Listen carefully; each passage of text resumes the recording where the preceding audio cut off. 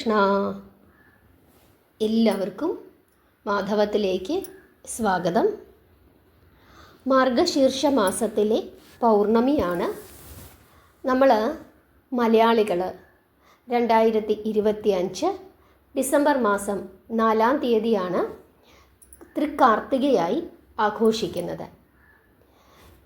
കാർത്തിക നക്ഷത്രം തുടങ്ങുന്നത് 2025 ഡിസംബർ മാസം 3-ാം തീയതി വൈകുന്നേരം 5:59 മുതൽ ഡിസംബർ 4-ാം തീയതി ഉച്ചയ്ക്ക് 2:54 വരെയാണ്.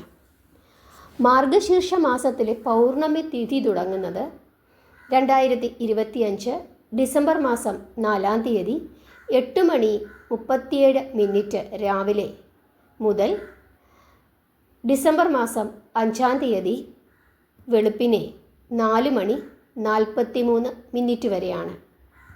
അതുകൊണ്ട് തന്നെ പൗർണമിയും കാർത്തികയും കൂടി ചേർന്ന് വരുന്ന ദിവസമാണ് കേരളത്തിൽ തൃക്കാർത്തികയായി ആഘോഷിക്കുന്നത്. എന്നാൽ തമിഴ്നാട് പോലുള്ള സ്ഥലങ്ങളിൽ കാർത്തിക നക്ഷത്രത്തിന് കൂടുതൽ പ്രാധാന്യം കൊടുത്തുകൊണ്ട് ഇന്ന് സന്ധ്യയ്ക്ക് കാർത്തിക നക്ഷത്രം വരുന്നത് കൊണ്ട് ഇന്ന് അവർ കാർത്തിക ദീപം തെളിയിച്ച് പ്രാർത്ഥിക്കുന്നുണ്ട്. പക്ഷെ കേരളത്തിൽ നാളെയാണ് തൃക്കാർത്തികയായി ആഘോഷിക്കുന്നത്. തമിഴ്നാട്ടിൽ തിരുവണ്ണാമലൈ എന്ന ഒരു ശിവക്ഷേത്രമുണ്ട്.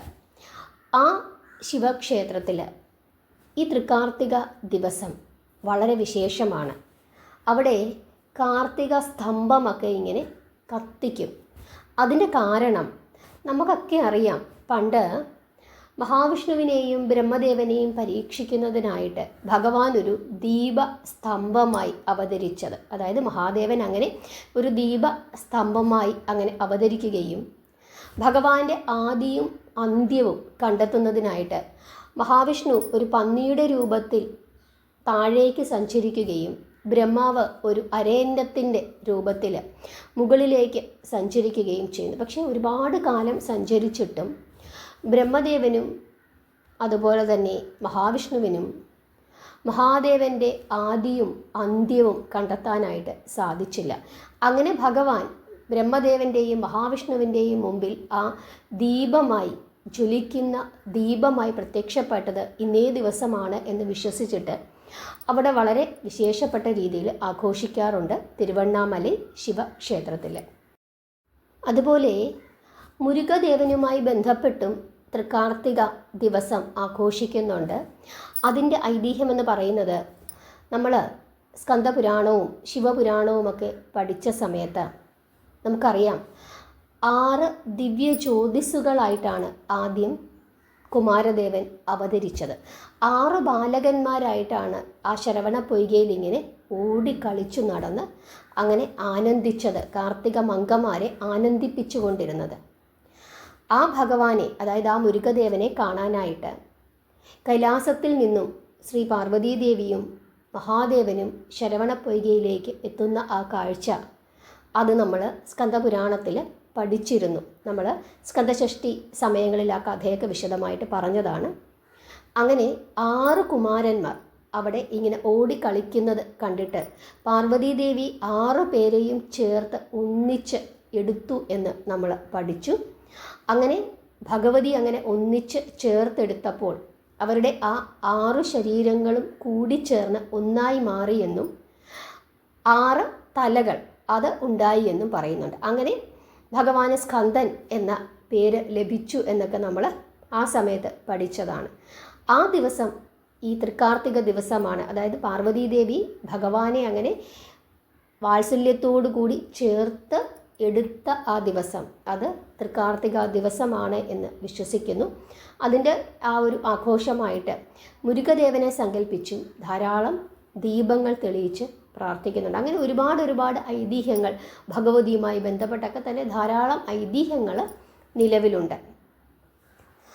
എന്തായാലും കേരളത്തിൽ മാർഗശീർഷ പൗർണമിയും തൃക്കാർത്തികയും കൂടി ചേർന്ന് വരുന്ന ദിവസമാണ് നമ്മൾ ഇവിടെ തൃക്കാർത്തിക ദീപം തെളിയിച്ച് പ്രാർത്ഥിക്കുന്നത്. അന്നത്തെ ദിവസം എത്ര ദീപങ്ങൾ തെളിയിക്കണം എന്നുള്ള കാര്യത്തിൽ പലർക്കുമുള്ള ഒരു സംശയമാണ്. അന്ന് സാമ്പത്തിക ബുദ്ധിമുട്ടുകൾ മാറുന്നതിനായിട്ട് 84 മൺചിരാതുകൾ തെളിയിച്ച് പ്രാർത്ഥിച്ചു കഴിഞ്ഞാൽ ശ്രേഷ്ഠമാണ് എന്ന് വിശ്വസിക്കുന്നുണ്ട്. 51 ദീപങ്ങൾ തെളിയിക്കാം എന്ന് പറയുന്നുണ്ട്. 108, 84, 64, 51, 48, 36, 21, 12 നവഗ്രഹങ്ങളെ സങ്കല്പിച്ച് 9. അങ്ങനെ നമ്മുടെ യഥാശക്തി ദീപങ്ങൾ തെളിയിച്ച് പ്രാർത്ഥിക്കാവുന്നതാണ്. എങ്കിലും നിലവിളക്ക് ഒഴികെയുള്ള മൺചിരാതുകളുടെ കാര്യമാണ് പറഞ്ഞത്. നിലവിളക്ക് എന്തായാലും നാളത്തെ ദിവസം 5 തിരിയിട്ട് തെളിയിക്കാൻ തന്നെ ശ്രദ്ധിക്കുക. 5 തിരിയിട്ട് തെളിയിക്കുന്ന ദീപത്തിന് ഭദ്രദീപം എന്നാണ് പറയുന്നത്. ആ വിളക്ക് അല്പം നെയ്യ് കൂടി ചേർത്ത്, അതായത് നിലവിളക്ക് അല്പം നെയ്യും കൂടി ചേർത്ത് തെളിയിക്കാൻ സാധിക്കുന്നെങ്കിൽ വളരെ വളരെ ശ്രേഷ്ഠമാണ്. മഹാലക്ഷ്മിയുടെയും കൂടി ഒരു അനുഗ്രഹം നമുക്ക് ലഭിക്കും. അതുപോലെ തന്നെ ഈ മാർഗശീർഷ മാസത്തിലെ പൗർണമിയെ പറ്റി പറയുന്നത്, ആദ്യമായി ഈ പൗർണമി വ്രതം എടുത്തു പ്രാർത്ഥിക്കണം. പ്രത്യേകിച്ച് സ്ത്രീകൾക്ക് ഏറ്റവും ഉത്തമമായ വ്രതം ഏത് എന്ന് യശോദ മാതാവാണ് ശ്രീകൃഷ്ണ ഭഗവാനോട് ചോദിക്കുന്നത്. അപ്പോൾ ശ്രീകൃഷ്ണ ഭഗവാൻ അമ്മയ്ക്ക് പറഞ്ഞു കൊടുക്കുന്ന വ്രതമാണ് പൗർണമി വ്രതം. 32 പൗർണമി വ്രതങ്ങൾ അനുഷ്ഠിച്ചു പ്രാർത്ഥിച്ചു കഴിഞ്ഞാൽ നമ്മുടെ ആഗ്രഹങ്ങൾ സാധിക്കുമെന്നാണ് ഭഗവാൻ യശോദാറാണിക്ക് പറഞ്ഞു കൊടുത്തത്. സത്യനാരായണ സ്വാമിയെ പ്രാർത്ഥിക്കാനാണ് പറഞ്ഞത്. അതിനൊരു കഥ കൂടി ഭഗവാൻ യശോദാമാതാവിന് പറഞ്ഞു കൊടുത്തിട്ടുണ്ടായിരുന്നു. അതായത് പണ്ട് വിദിഷ എന്ന് പറഞ്ഞ ഒരു ഗ്രാമത്തിൽ ഒരു ബ്രാഹ്മണൻ ജീവിച്ചിരുന്നു. ധർമ്മദത്തൻ എന്നായിരുന്നു ആ ബ്രാഹ്മണൻ്റെ പേര്. അദ്ദേഹം വലിയ ഭക്തനായിരുന്നു, പക്ഷേ ദരിദ്രനായിരുന്നു. ഒരു കുചേലനെ പോലെ ഒരു ദരിദ്രനായിരുന്നു.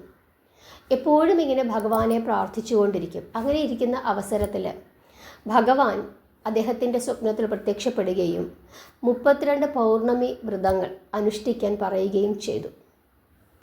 അങ്ങനെ ഈ ബ്രാഹ്മണൻ പൗർണമി ദിവസം രാവിലെ മുതൽ ചന്ദ്രോദയം വരെ ഉപവസിച്ചു. ചന്ദ്രനെ കണ്ട് ചന്ദ്രന് വേണ്ട പ്രാർത്ഥനകളൊക്കെ നടത്തി ചന്ദ്രനെ പൂജിച്ചതിന് ശേഷം അദ്ദേഹം ഭക്ഷണം കഴിച്ച് പ്രാർത്ഥിച്ചു. അങ്ങനെ അദ്ദേഹം ആ 32 പൗർണമി വ്രതങ്ങൾ എടുത്തതിൻ്റെ ഫലമായിട്ട് അദ്ദേഹത്തിന് സാമ്പത്തികമായി ഉയർച്ചയുണ്ടായെന്നും അദ്ദേഹത്തിൻ്റെ ദാരിദ്ര്യം അങ്ങനെ അവസാനിച്ചുവെന്നും ഭഗവാൻ തന്നെ യശോദാറാണിക്ക് പറഞ്ഞു കൊടുക്കുന്നുണ്ട്. ഈ ബ്രാഹ്മണനും അദ്ദേഹത്തിൻ്റെ പത്നിയും കൂടി ചേർന്നിരുന്നു കൊണ്ടാണ് ഇത്രയും വ്രതങ്ങൾ എടുത്ത് പ്രാർത്ഥിച്ചത്. അങ്ങനെ ഭഗവാൻ പറയുന്നു, സ്ത്രീകൾക്ക് ഏറ്റവും യോജിക്കുന്ന വ്രതം അത് പൗർണമി വ്രതമാണ് എന്നാണ് പറയുന്നത്. പൗർണമി ദിവസം നമുക്ക് മുരുകദേവനെ പ്രാർത്ഥിക്കാം, ഭഗവതിയെ പ്രാർത്ഥിക്കാം, ഹനുമാൻ സ്വാമിയെ പ്രാർത്ഥിക്കാം, മഹാദേവനെ പ്രാർത്ഥിക്കാം, അതുപോലെ തന്നെ ഭഗവാൻ മഹാവിഷ്ണുവിനെ പ്രാർത്ഥിക്കാം, സത്യനാരായണ സ്വാമിയെ പ്രാർത്ഥിക്കാം. ആരെയാണോ നമുക്ക് പ്രാർത്ഥിക്കണമെന്ന് തോന്നുന്നത് അവരെ നമുക്ക് പ്രാർത്ഥിക്കാം. കാരണം എല്ലാവർക്കും വിശേഷപ്പെട്ട ദിവസമാണ് ഈ മാർഗശീർഷ മാസത്തിലെ പൗർണമി. മാർഗശീർഷ മാസത്തിലെ പൗർണമി എന്ന് മാത്രമല്ല, എല്ലാ മാസങ്ങളിലെയും പൗർണമി അത് വളരെ വളരെ ശ്രേഷ്ഠമാണ്.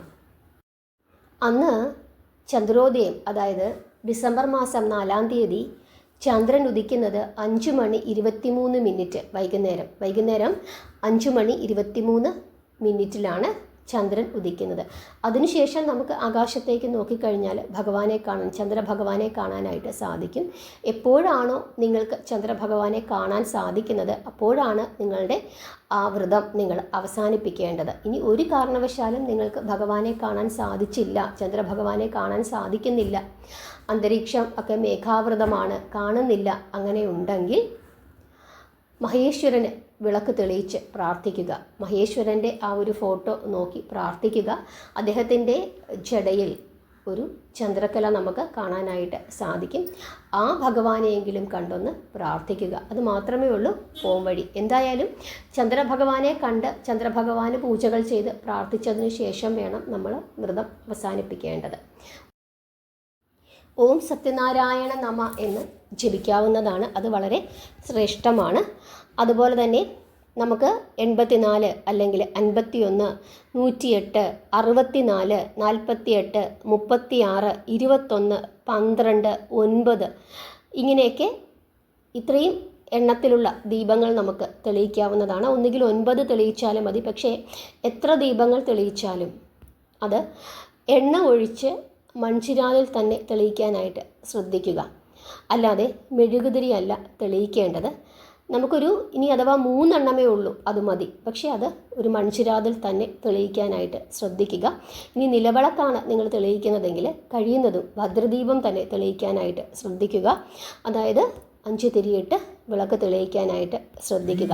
കുടുംബദോഷങ്ങൾ, നവഗ്രഹ ദോഷങ്ങൾ, അതുപോലെ തന്നെ ശനി ദോഷങ്ങൾ, ജാതക ദോഷങ്ങൾ, അങ്ങനെ എന്തെങ്കിലുമൊക്കെ ദോഷങ്ങളുണ്ടെങ്കിൽ 9 ദീപങ്ങൾ തെളിയിച്ച് പ്രാർത്ഥിക്കുന്നത് വളരെ ശ്രേഷ്ഠമാണ്. അത് എല്ലാ വെള്ളിയാഴ്ചയും 9 ദീപങ്ങൾ തെളിയിച്ച് പ്രാർത്ഥിച്ചു കഴിഞ്ഞാൽ ഈ ഗ്രഹപ്പിഴ ദോഷങ്ങൾ, അതായത് ഏതെങ്കിലും ചൊവ്വാദോഷം അല്ലെങ്കിൽ രാഹു സംബന്ധമായിട്ടുള്ള ദോഷങ്ങൾ, അങ്ങനെയൊക്കെയുള്ള ദോഷങ്ങളുണ്ടല്ലോ, ഗ്രഹസംബന്ധമായ ദോഷങ്ങൾ, അങ്ങനെയൊക്കെ എന്തെങ്കിലുമുള്ള ദോഷങ്ങൾ, കണ്ടകശനി, ഏഴരശനി, അങ്ങനെയുള്ള ദോഷങ്ങൾ, അങ്ങനെയൊക്കെയുള്ള ദോഷങ്ങളുണ്ടെങ്കിൽ അത് മാറുന്നതിനായിട്ട് ഏറ്റവും ഉത്തമമാണ് എല്ലാ വെള്ളിയാഴ്ചയും 9 മൺചിരാതുകൾ തെളിയിച്ച് പ്രാർത്ഥിക്കുന്നത്. ഈ കാര്യങ്ങളൊക്കെ ഒന്ന് പ്രത്യേകമായി ഒന്ന് ശ്രദ്ധിക്കുക. പൗർണമി വ്രതം എടുക്കുന്ന ആളുകൾ 32 പൗർണമി വ്രതങ്ങൾ എടുത്ത് പ്രാർത്ഥിച്ചു കഴിഞ്ഞാൽ ആഗ്രഹ സഫലീകരണം ഉണ്ടാകുമെന്ന് ഭഗവാൻ ശ്രീകൃഷ്ണൻ യശോദാമാതാവിന് പറഞ്ഞു കൊടുത്തിട്ടുണ്ട്. അതുപോലെ തന്നെ ചൊവ്വാ സംബന്ധമായ ദോഷങ്ങൾ, ചൊവ്വാദശ അനുഭവിക്കുന്ന ആളുകൾ, അതുപോലെ തന്നെ ചൊവ്വാദോഷമുള്ള ആളുകൾ, വിവാഹത്തിൽ പ്രശ്നങ്ങളുള്ള ആളുകൾ, വിവാഹം നടക്കാൻ ബുദ്ധിമുട്ടുള്ള ആളുകൾ, അങ്ങനെയൊക്കെയുള്ള ആളുകൾ മുരുകദേവനെ പൗർണമി വ്രതമെടുത്ത് പ്രാർത്ഥിക്കുന്നതും വളരെ വളരെ ശ്രേഷ്ഠമാണ്. അവർക്ക് അവരുടെ ആ ബുദ്ധിമുട്ടുകളൊക്കെ അങ്ങനെ വ്രതമെടുത്ത് പ്രാർത്ഥിച്ചു കഴിഞ്ഞാൽ മാറുമെന്നാണ് വിശ്വസിക്കുന്നത്. ഇക്കാര്യങ്ങളൊക്കെ ഒന്ന് പ്രത്യേകമായി മനസ്സിൽ വെക്കുക, പ്രാർത്ഥിക്കുക, നാമം ജപിക്കുക. എല്ലാവരെയും ഭഗവാൻ അനുഗ്രഹിക്കട്ടെ. ഹരേ കൃഷ്ണ.